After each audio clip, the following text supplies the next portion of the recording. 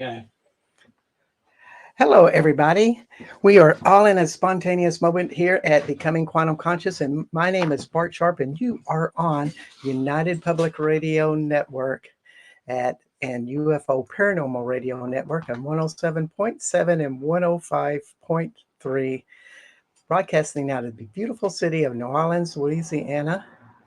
And we're also on Roku, cable television, UPR website, Facebook, YouTube, and all of these wild things. And for tonight, all I can say is we've been eating pizza at Renly Bon. We are in the zone, which is what we call this area, the zone in southwest France and the home of Richard Stanley.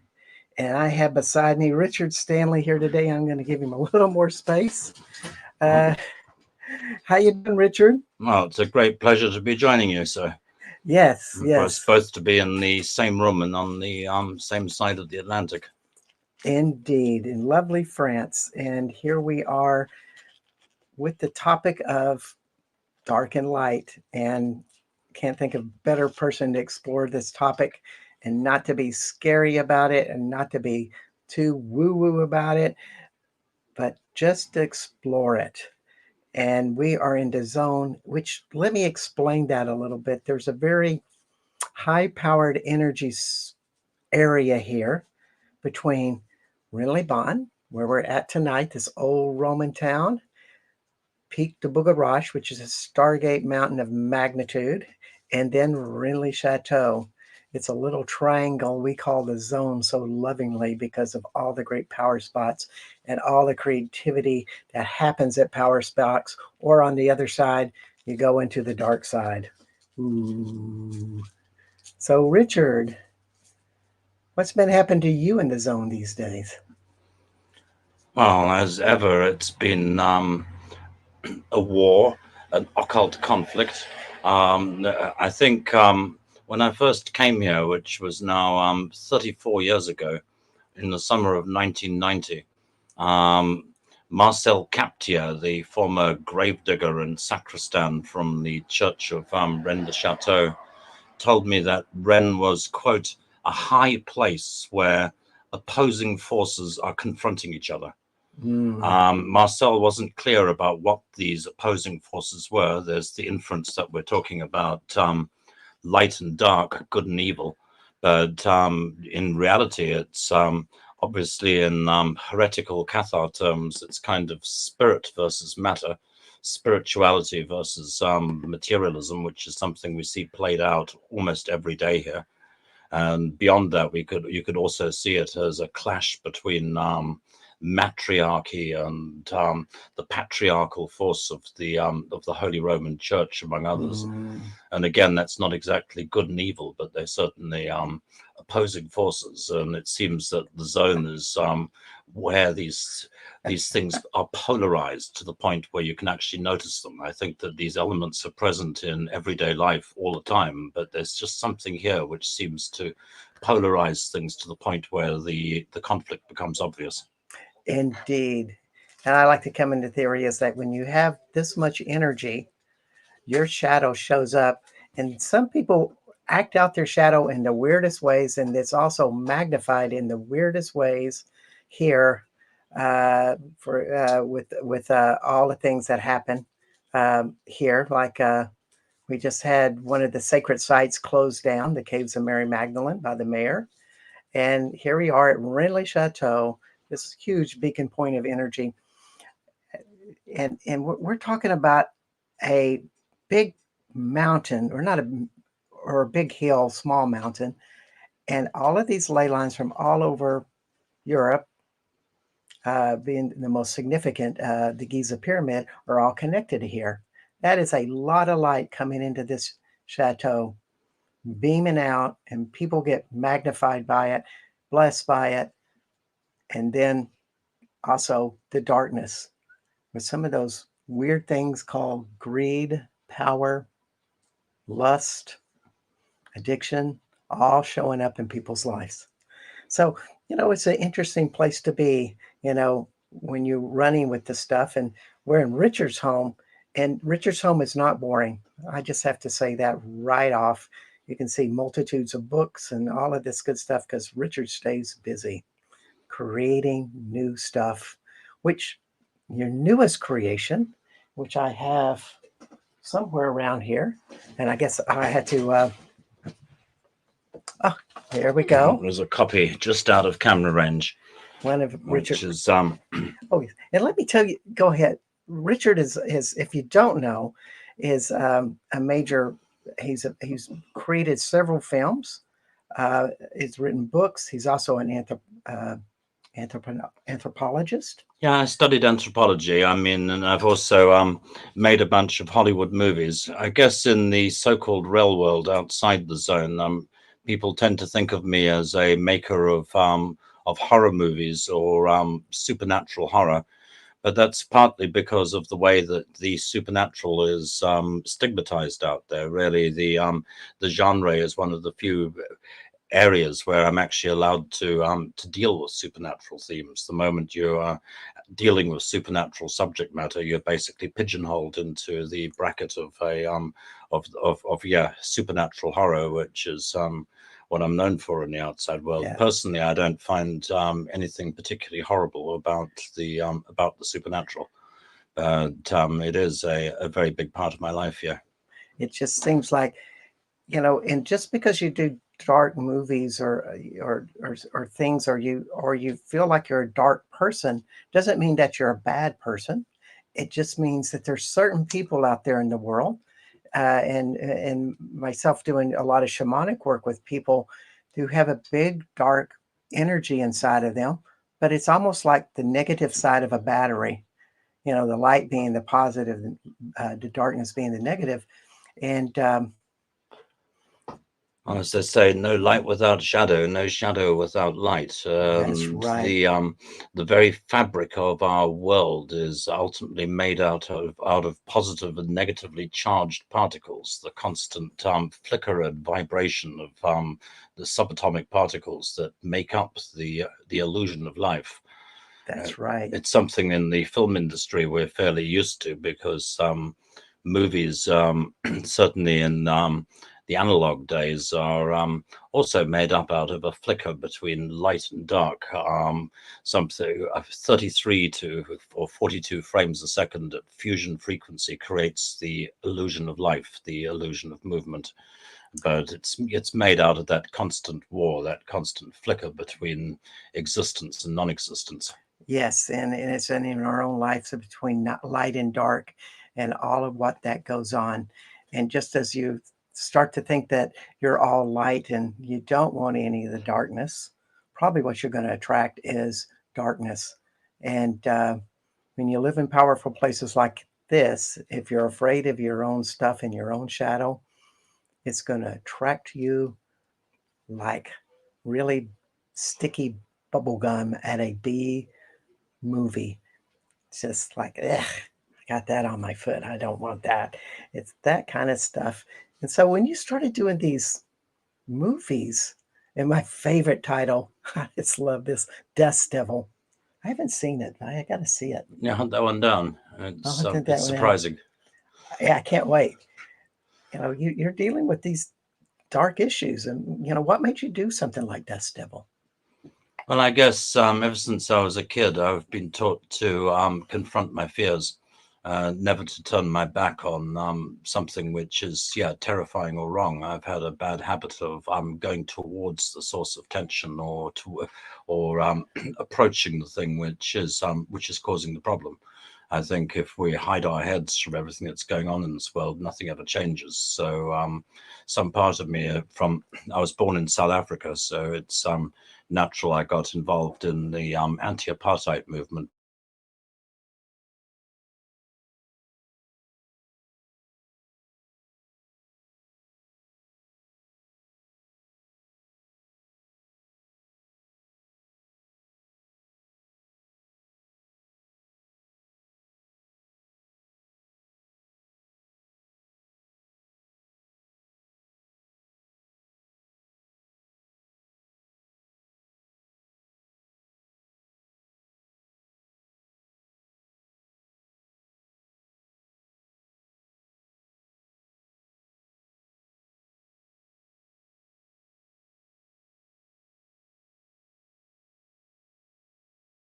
shadow, so to Yeah, speak. certainly.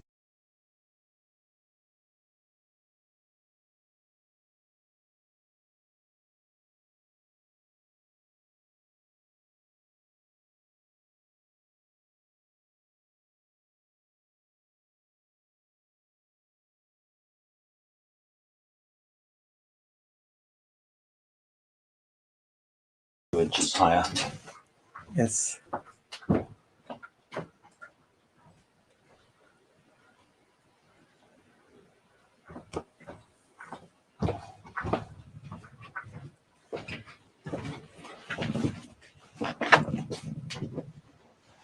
Okay, well, we'll just assume that we're still on, and you are on Becoming Quantum Conscious. I'm Bart Sharp, and we're with Richard Stanley on United Public Radio Network. Good, And I think we we're are back. At least, Excellent. it's really hard to determine, well, are you back, or is your sound on, or your video on? But we're having a little bit of technical difficulties in lovely France. Of course, if you get it this lovely in France, you got to have technical difficulties as well. Just maybe that's part of the karmic balance. But we're asking Richard about one of his movies, later movies, Dust Devil, and just the idea of why pick a topic like that, and what are you trying to tell the audience? Because everything, I've gotten to know, as I've gotten to know you, I don't see anything but goodness out of you. It's like your attentions towards life and to, the earth is all about doing things that are good for other people, good for the land. And you're trying to kind of punch people in the nose a little bit with a movie like Dust Devils. Like, wake up! Is that what I'm getting? Yeah, and Dust Devil was particularly a love letter to my native South Africa, because back in South Africa they had religious censorship, mostly under the Dutch Reformed Church, who basically banned every devil movie. The Exorcist, The Omen, even Rocky Horror Picture Show and Dawn of the Dead and Joe Dante's The Howling were criminalized in South Africa. People actually went to jail for having copies of the Rocky Horror Picture Show in their house. Wow. So yeah, they were very uncool. And I thought the South Africans deserved their very own bespoke devil movie.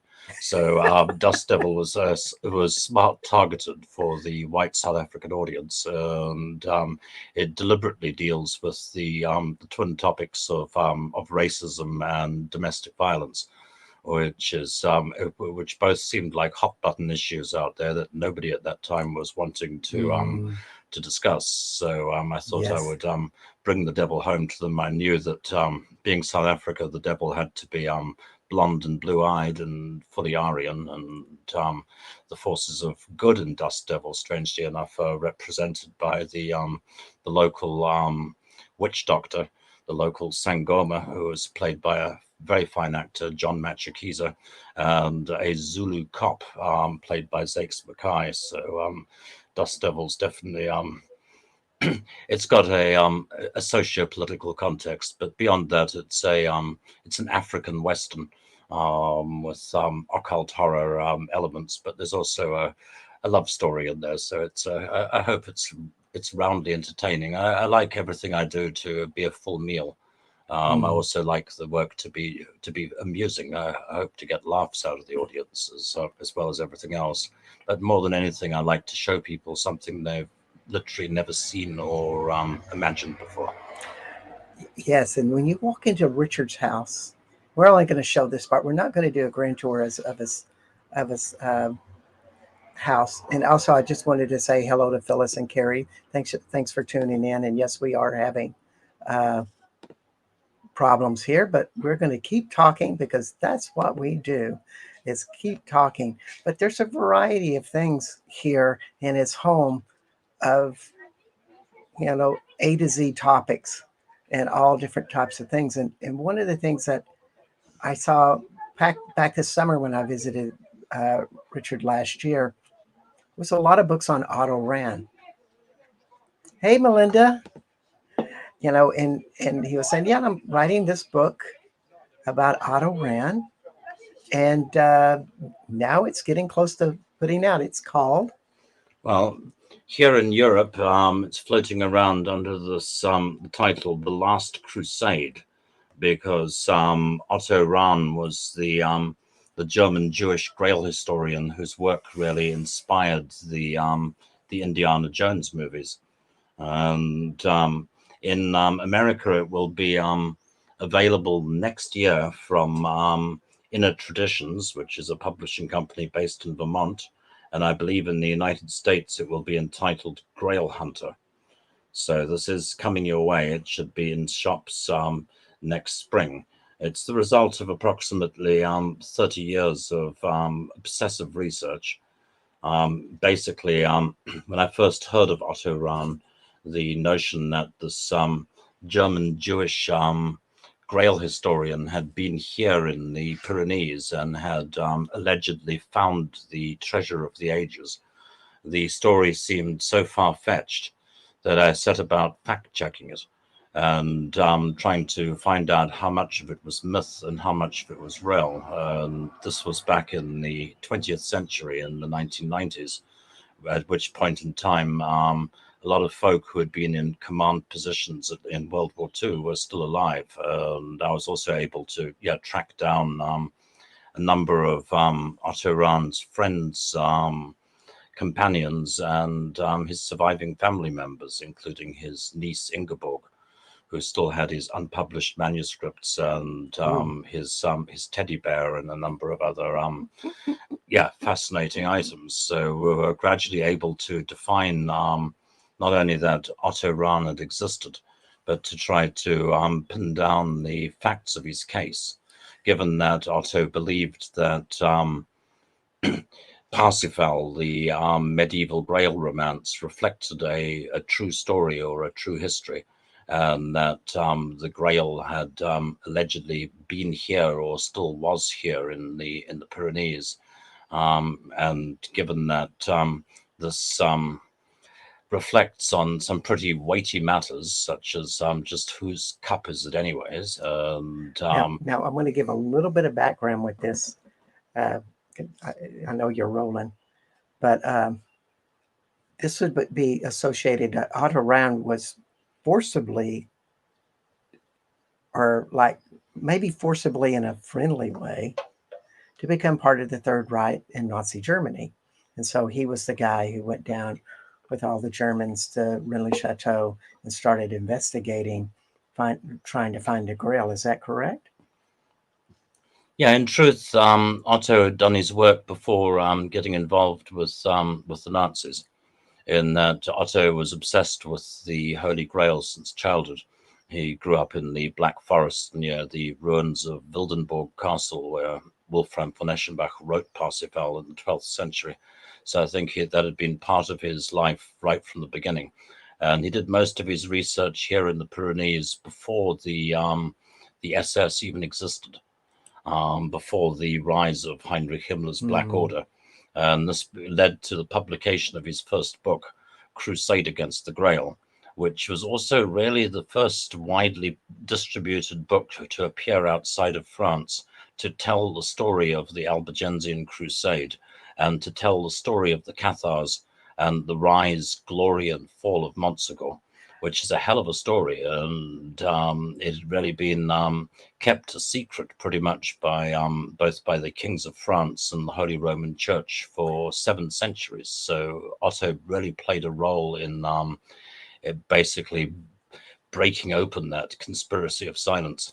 So here's a guy who had all of this research done, had the books, and yet when he was hired or maybe forced in a really friendly, cooperate us, you don't say no to the Nazis, just like you don't say no to Voldemort. Yeah, you can't say no to Heinrich Himmler. And yet he never found the Grail, but yet if there was anybody that could have found it, it would have been him. Well, that all comes down to what we think a Grail is, but that might take us away from our topic. I mean, in reference to light and darkness, for me, the Grail is very much the possibility of peace, of balance, of synergy, the marriage of the sun and the moon, the idea that somehow this eternal conflict between light and dark over, or constantly fighting over who is the most powerful and who created who, might one day be resolved. And the Grail seems to offer a possibility of peace, of a balance between masculine and feminine between these different opposing energies. The cure for the world's pain, to some extent. So we see it so much as a magical vessel, but it also could be something that we strive for, or maybe a vibrational concept. Maybe it has a lot of possibilities there. Well, a lot of folk would find the idea of the Grail's existence far-fetched, but if we are to assume that our physical reality, the material world, is the material expression of the soul, or of a spiritual process, then there's no reason why a spiritual ideal like the Grail wouldn't have a physical manifestation, wouldn't manifest into our world and come into people's lives at a particular point in time for a particular reason. And in point of fact, there are multiple relics which could be identified as the Holy Grail, physical relics such as the Cup of Valencia, or the alleged blood of Christ in the Sanctuary of the Holy Blood in Bruges, which you could say, legitimately are the Grail. Thank you, Miki Volnik. Love it. The Grail is possibly for peace. Thank you, and receive you very well. Thank you, Miki. See you tomorrow. Miki is a local here that is on the show a few weeks ago, and we're going out power spot hunting tomorrow. It's going to be really good, really amazing. But what you maybe be insinuating is that the Grail just pops up, that it just has been shown and maybe mysteriously appears. Is that what you're thinking? Well, it seems to be a material symbol of spiritual attainment, and certainly Otto, I guess, found a Grail of sorts. What we think of as the now as the Pyrenean Grail, the Graal Pyrenean, which is associated with these meteoric black stones that came out of the Ariège, and the meteoric relics that Anton and Goodell unearthed back before the war. Wow. Wow. Were those stones like found in the rivers? I've always heard about those stones, that they just have very special properties. Is that what I'm hearing you say? That they just kind of appear? Am I missing it?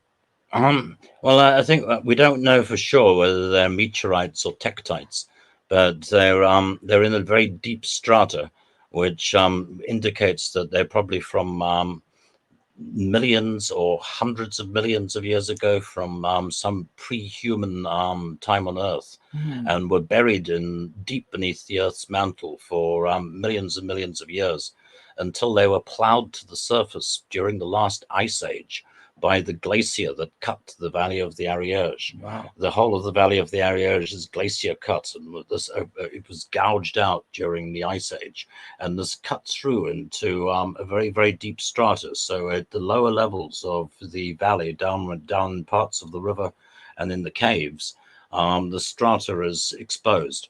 And because of the special properties of the stones, which are magnetic and smooth and dark, they never rust, but when you rub two of them together, they bleed.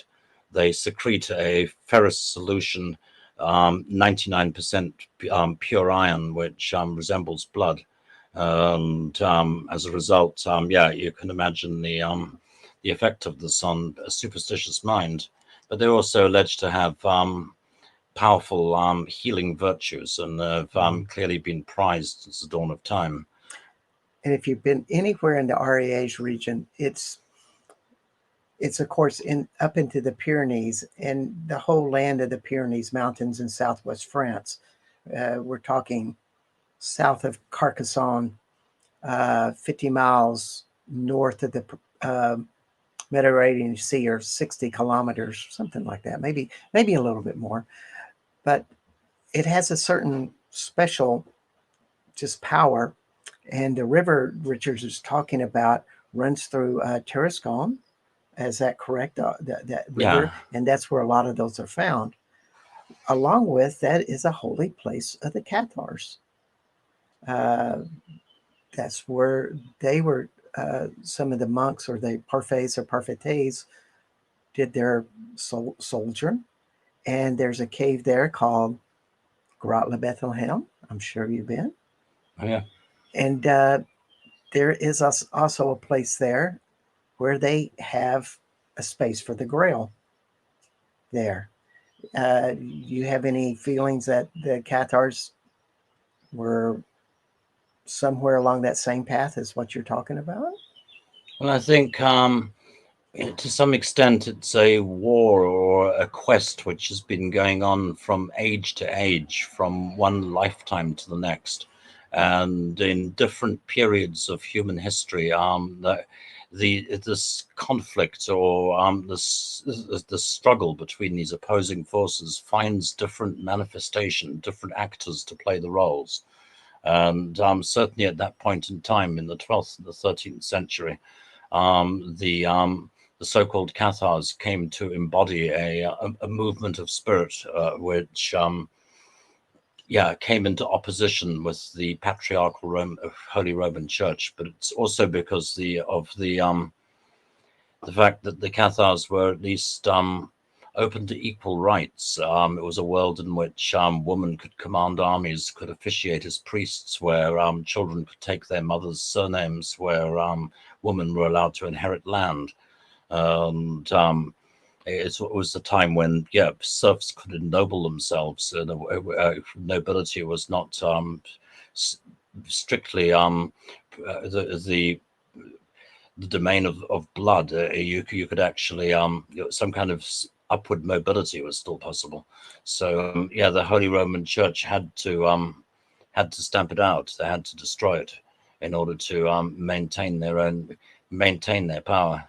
Yeah, just to get right down to the root of it all and exterminate them.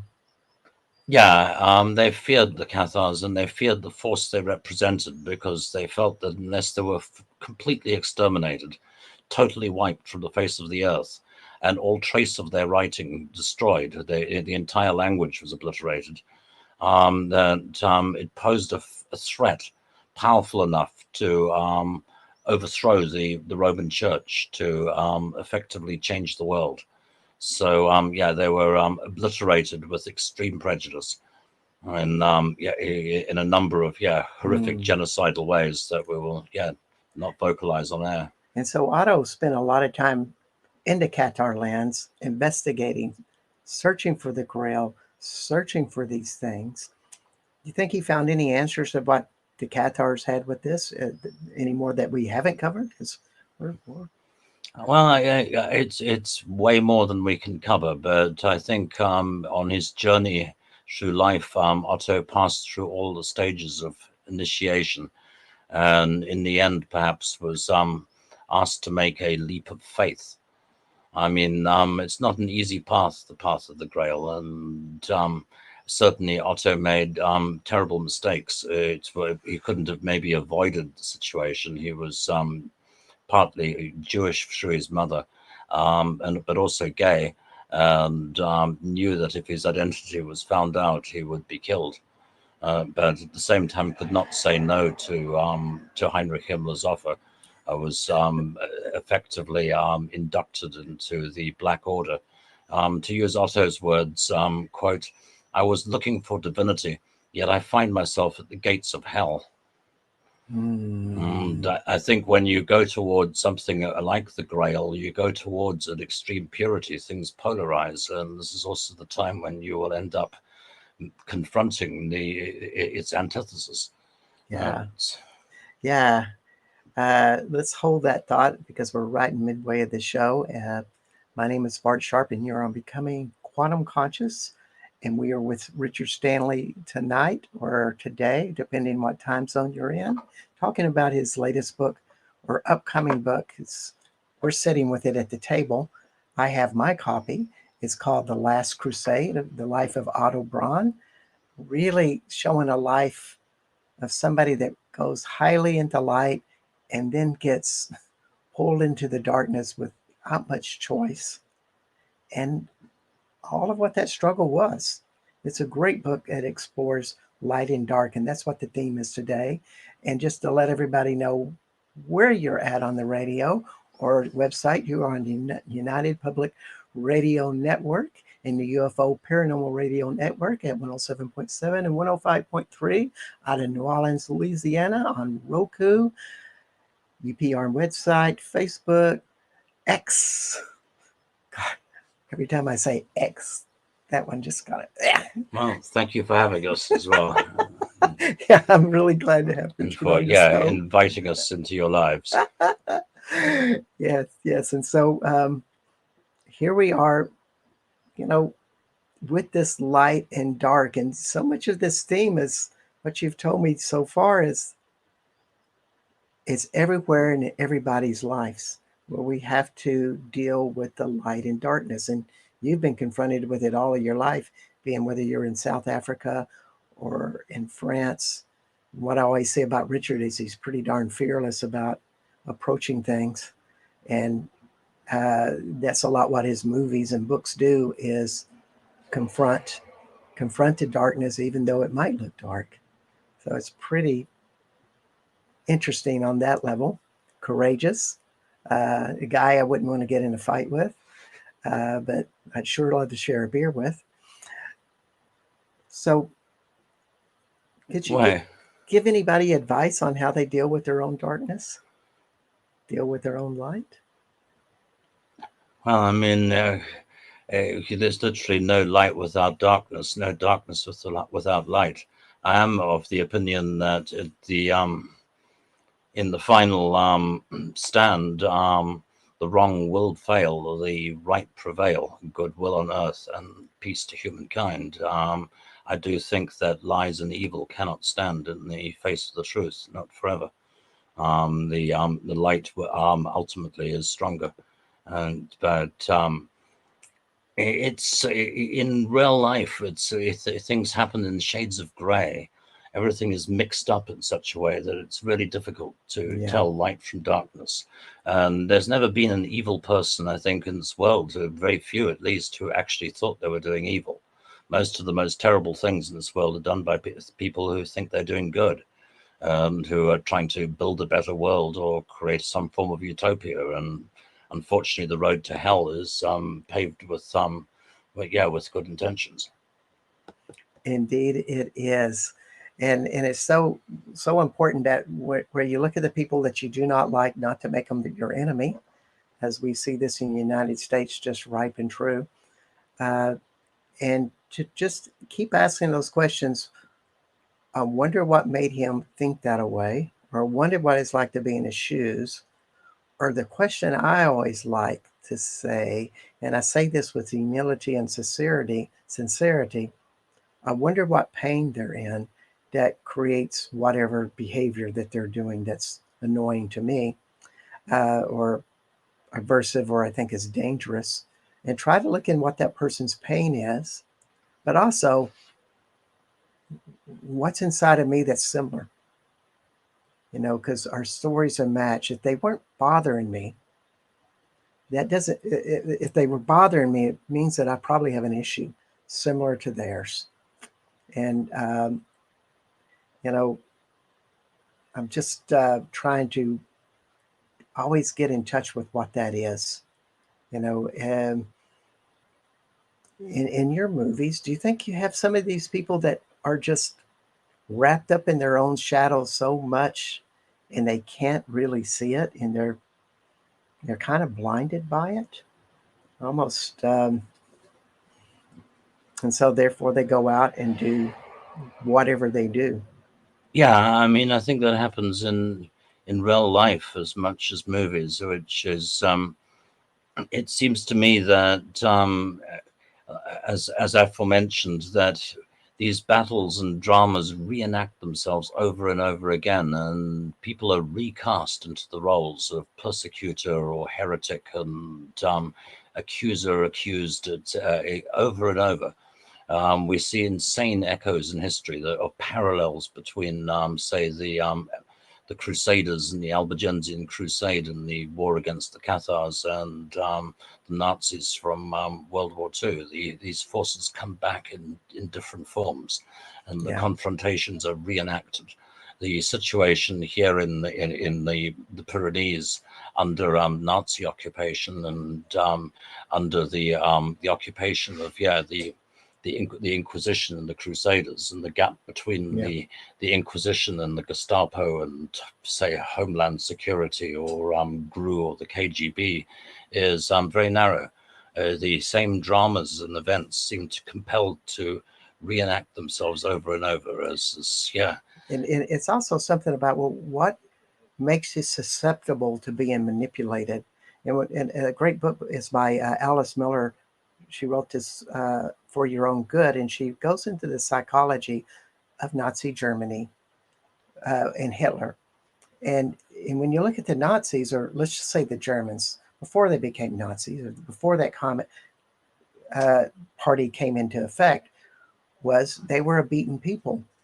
They were in World War I, and they were a defeated country, and they were forced to suffer through the European Union. The European Union did not give them many concessions, so they were spending a decade or two suffering in a poor economy, struggling. And here somebody came on that would tell them what they wanted to hear. I have answers that will make you prosperous again. I will give you all of these things that you're afraid of. I will heal them. I will cure them. And he did so convincingly. And the people were in such fear and such pain, and they're in this judgment that this is so awful and I can't do it myself.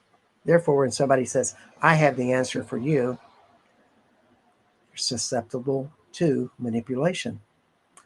And I think that's a lot what happens with that. It's happening today. I think we're scared. We're scared of all the things challenges were going on in the world, from the health of the planet, food, energy, the list goes on and on. And so, how do you deal with your fear? How do you deal with that and feel what's inside of you? I like it here in where Richard lives in Bond. It's a beautiful town. It's high energy. And I see a really interesting polarity here, because there's some people that become very lethargic, and it seems to attract this real lethargic crowd. And at the same time, you got people like Richard, and just down the street, a guest on my show a couple of weeks ago, Annie Williams, and they're writing books, they're going out and lecturing, they're doing all of these things. And of course, you're creating a new movie right now. You're into H.P. Lovecraft. You're just right in that creative groove. Yeah, and it's a very strange world. But yeah, I'm heading back to Lovecraft country next month, and heading for Providence, Rhode Island, and looking forward to making some big announcements. The next beast is on its way, and it's another iteration of the same conflict, the same constant sparring match between these different forces that are out there. So whenever I've been in your home, I see lots of Lovecraft stuff. You've talked about him. But I want to ask you personally, why does he speak to you? Probably because he was my mom's favorite author, and she introduced me to him really young. So I guess like Sarah Connor training her kid to hate machines and fight Terminator robots, my mom trained me to reverence the old gods and to read Lovecraft. And that set me on a certain path, which has brought me here to the zone where so many different currents converge. What do you think the old gods symbolizes in the Lovecraft stuff? Because you mentioned that quite a few times, and one of your new projects is in the search for the old gods. It's one of the themes. So what is it about the old gods? Well, I think all of us are fascinated by the idea of what created us. And Lovecraft, I guess, imagines his anti-human, otherworldly, alien deities in a way that's completely beyond our ability to comprehend or reason with. I think perhaps his best metaphor for this is the meteorite in Color Out of Space, because a meteorite has the ability to create all life on Earth through, like the panspermia theory, through seeding the cosmos with long-chain protein molecules. But it also has the ability to destroy all life on Earth and end everything in the blink of an eye. So it has these massive godlike powers of creation and negation, but it's not even conscious of it. It is completely unconscious to our human affairs and our everyday dramas. So I've been, I guess, drawn to Lovecraft's world just as in an attempt to come to terms with my creator or whatever forces truly made the place that we're currently living in. That sounds juicy. It's like just walking on that edge about disaster and creation, all there. And it's so much about, I think that's just been throughout history, though. This is not the first time in history that we feel like we're on the edge. When you read history, people have believed that we're going to have cataclysmic things happening all throughout history. It's part of what life is. And it just sounds like Lovecraft is kind of exploring that tension about what that is. Yeah. And so any advice you could give people to not being real that the tension's there, but what advice would you give people on how to deal with it? Well, I think pretty much anyone who's looked into the void long enough or has been confronted by something really terrifying realizes that beyond a certain point it folds into wonder. That there's a terror which is always there, which this fear of losing yourself, of death, of losing your body or losing your mind or your consciousness, which causes us to pull back and to cower away from these things. And beyond that, once you realize it honestly doesn't matter, it exists a wonder and a power which I think we can strive towards. Hmm. That is wonderful. As you say, you have to look in the void or what you have created as the void inside of yourself to really get the power that, yeah, I can go beyond it, or I'm willing to just have it there. That's how I deal with fears. Is like if I can see it, look it straight in the eye, and totally accept it, then I don't have to be pushing all of this energy at it to keep it away from me. I can actually embrace it and have it. You know, so it's like that's one of my superpowers is to receive it, but also have the awareness to be able to look it straight in the eye. I think it's vital that folk own their darkness and resist the temptation to project it onto others.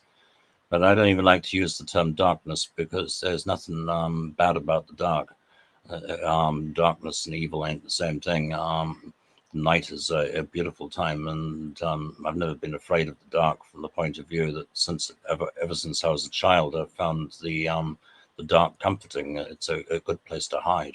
When I was running away from crazy adults as a young child, I always fled into the dark and hid up trees, and it was a safe place. A bright, yeah, floodlit room Mm. with no furnishings is a much more dangerous and frightening place to be.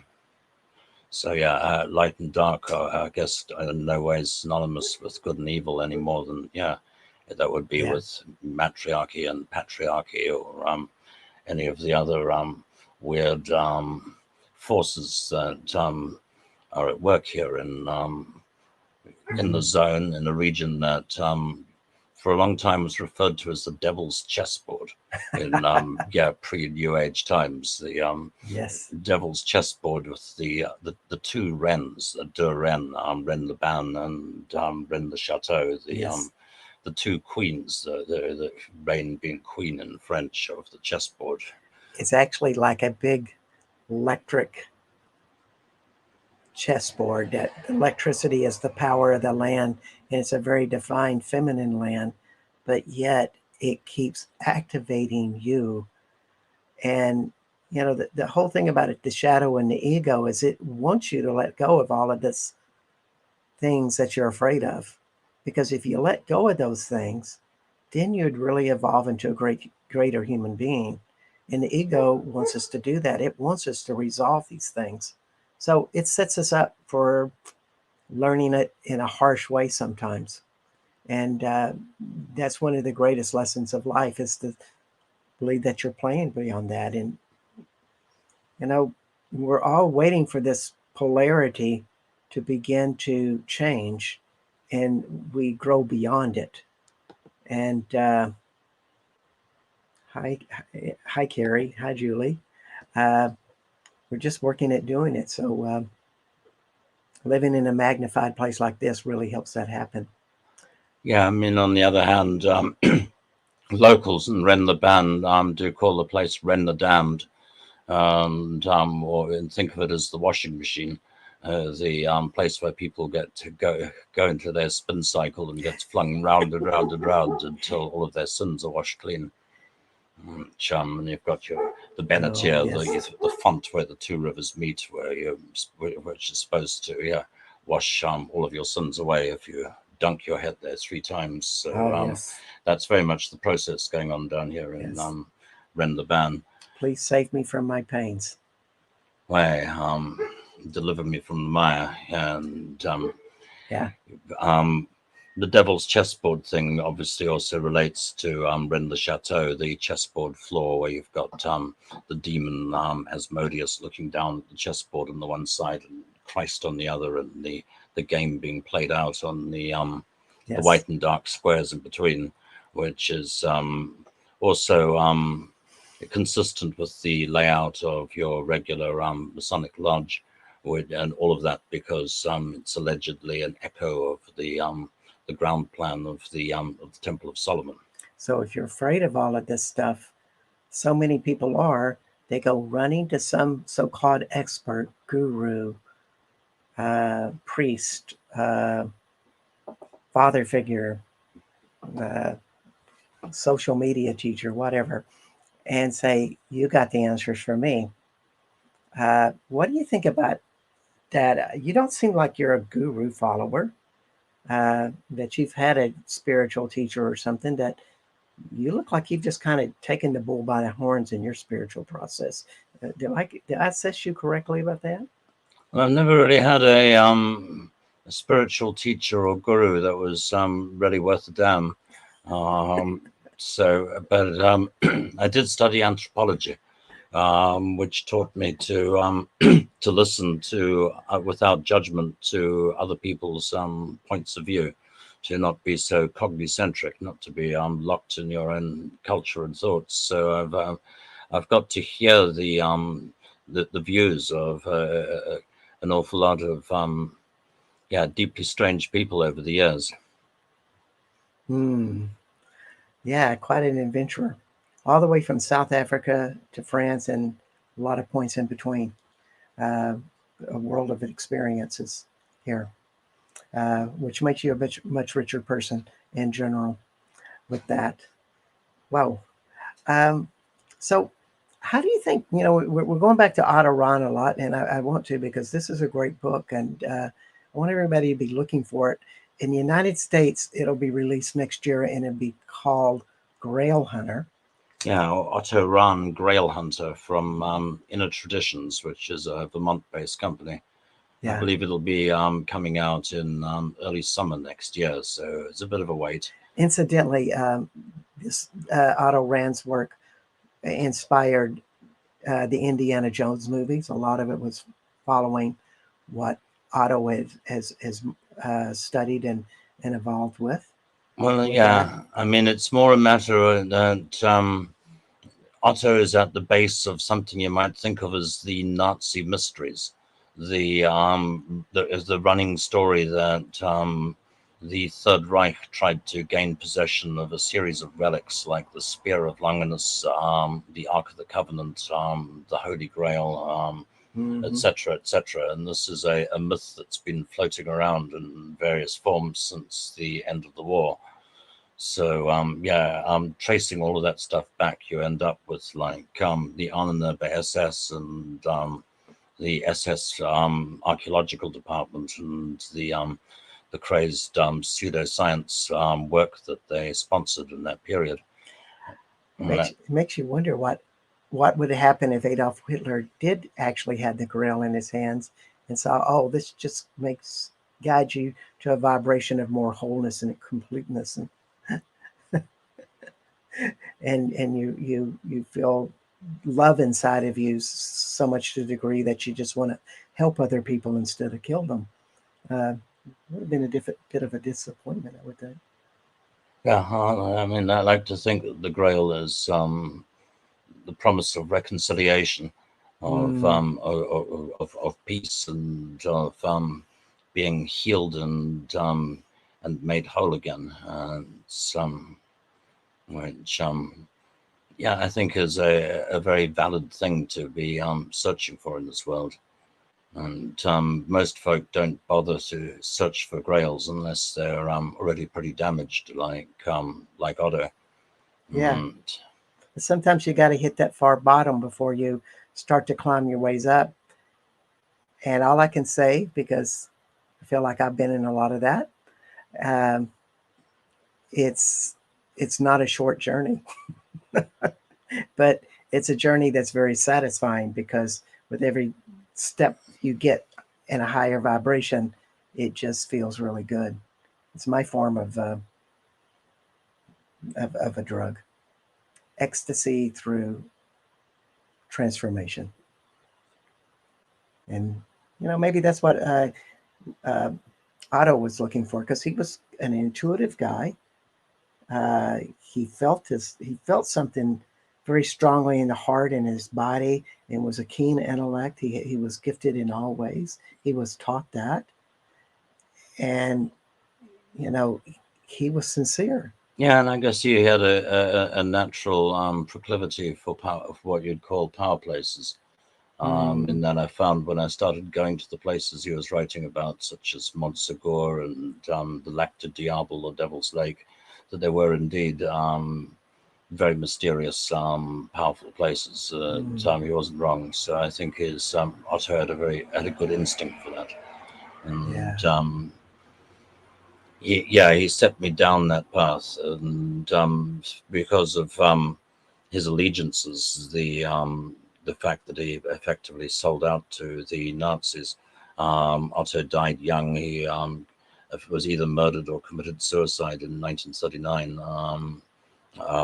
Where his body was found frozen on the German-French border when he was presumably trying to escape the SS and escape back to his beloved France. So yeah, Otto paid a very high price for for the mistakes he made, Mm, and as a result, his writing and all of his research was tarred with the brush of Nazism, of having been associated with the Black Order. So it was basically buried for decades. yeah, and you just really get the goodness of this. Somebody that can be looking like they're so dark, and you might make these judgments like, oh, they'll pay for lifetimes for such things. He was actually just a sincere guy that had a love for the light, for mysticism, for the answers, and was put in a really difficult situation. Um, World War II is a difficult time for spiritual people. And I think it was certainly a difficult time for occultists. Pretty Indeed. much all of the secret societies and occult seekers of the 1930s were effectively wiped out by the war. Wow. So we're coming to the end of our show, and I need to do my call letters. But while I do the call letters, Richard, will you think about it like a 1 minute message you'd like to share with everybody? And you are on Becoming Quantum Conscious, and I am Bart Sharp, and you have been with Richard Stanley today or tonight, uh, talking about his upcoming book, The Last Crusade or The Grail Hunter, that'll be coming out in next summer in the United States. But you could probably get it here if you could get it shipped across the water. It's a great book. Um, also, you are on United Public Radio Network and UFO Paranormal Radio Network at 107.7 and 103.5 out of New Orleans. Also on Roku, X, Facebook, UPRN website, and YouTube. And Richard, what parting words do you have for everybody? Well, I think there's been a spiritual war between opposing forces or opposing polarities for the entirety of our history. But I truly believe that someday this war will end, and someday there will be a reconciliation, and that if as individuals we are judged at all, then we're judged according to which force we give our allegiance to. And I guess we stand on a sifting bridge, and we have to decide whether we side with the forces of the material world and the Rex Mundi, the great architect, the whatever it is that drives this material world, or do we side with the forces of spirit and the true kingdom of heaven? Thank you so much for being on the show. It's been lots of fun, and we hope everybody comes back next week with Joseph Mock and Gestalt philosophies. Until then, we'll see you next week